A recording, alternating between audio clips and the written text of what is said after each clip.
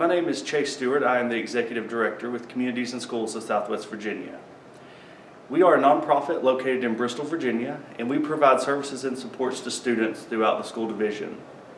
We are really excited about our partnership with Bristol, Virginia Public Schools Storytime. Communities and Schools of Southwest Virginia is a nonprofit that's located in Bristol, Virginia, and we provide supports and services to our students. We are in schools every day to build trust, to establish relationships, and to make sure that you are successful. I invite you to learn more about us by going to our website, www.cisofswva.org, or liking us on Facebook. We hope you enjoyed the story. Hi, I'm Adam Hutchison from Virginia Highlands Community College, and we're reading Three Hens and a Peacock by Lester Laminack and illustrated by Henry Cole.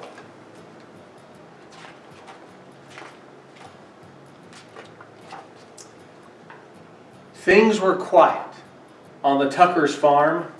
The cows chewed their cud. The hens clucked and pecked and laid their eggs.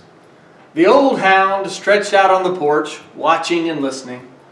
And once in a while, someone would stop to buy tomatoes or corn, perhaps a quart of milk. Nothing unusual happened there until that peacock showed up. The cows and the hens and the old hound kept right on doing what they'd always done. But that peacock had never lived on a farm. He had no idea what to do. So he spread his fancy feathers and set to shrieking. Eventually, the peacock wandered down to the road, and when cars whizzed by, he shook his feathers and cried out in his loudest voice. Of course, folks stopped for a closer look. Day after day, more folks stopped to admire the peacock, and they all bought tomatoes and corn, eggs and milk. Business on the Tuckers' farm was booming. Everyone seemed happy to have visitors stopping by. But trouble was brewing in the hen house. The hens were squawking and clucking and flapping their wings. We do all the work around here. I'd like to see that peacock lay one single egg. Exactly. He just struts around screaming. I suppose fancy feathers are more important than laying eggs. That lazy peacock gets all the attention, and we do all the work. The peacock had heard every word. For days he moped about, moaning and groaning. I wish I could be more useful around here. Huh, clucked one hen. The others ruffled their feathers. The old hound stretched and slowly raised his head. Why not let the peacock stay here to be useful while you hens take the glamorous job down by the road? The three hens began clucking to one another. What a wonderful plan! Yes, it's a fabulous idea. Oh, ladies, we must simply fancy up our feathers tonight, and nothing but our brightest beads, bangles, and bows.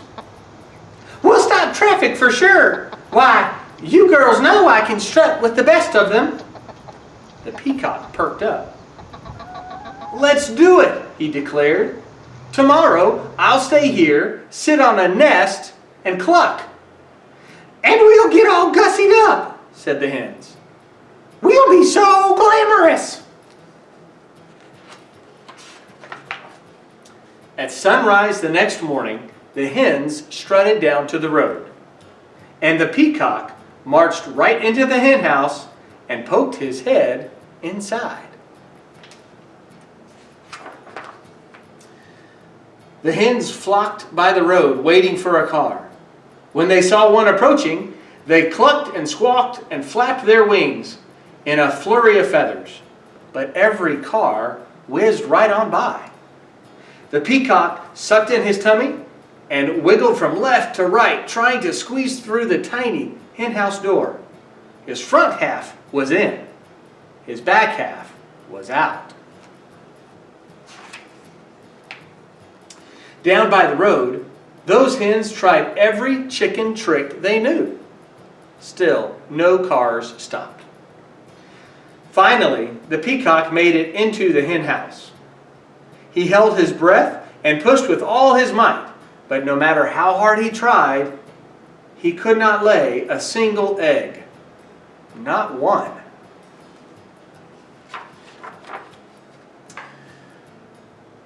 The old hound stretched out on the porch, watching and listening. "What's that peacock doing in the hen house?" asked Farmer Tucker. Who knows, said Mrs. Tucker. And what are those hens doing down by the road? Not one of them is up here laying eggs. "Well, the way things are going, we aren't likely to have anyone buying eggs today," said Farmer Tucker. "We need that peacock down there stopping cars."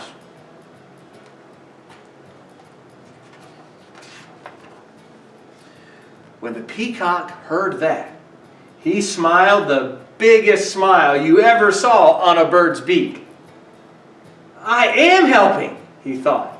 He squirmed back and forth until he popped out of the cramped hen house, and then he trotted off to find the hens. The exhausted hens were all clucked out.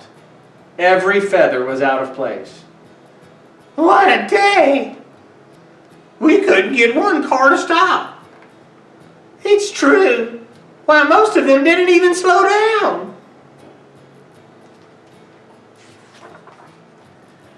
The peacock met the hens as they trudged up the road. "I can tell you, I'm no good at laying eggs," he said. "I'm just not meant for it." One hen nodded. I put on my stellar strut, and even I couldn't stop a single car, she said. I have to hand it to you, Fancy Feathers. Your job is harder than it looks. And the other hens agreed. The peacock looked relieved.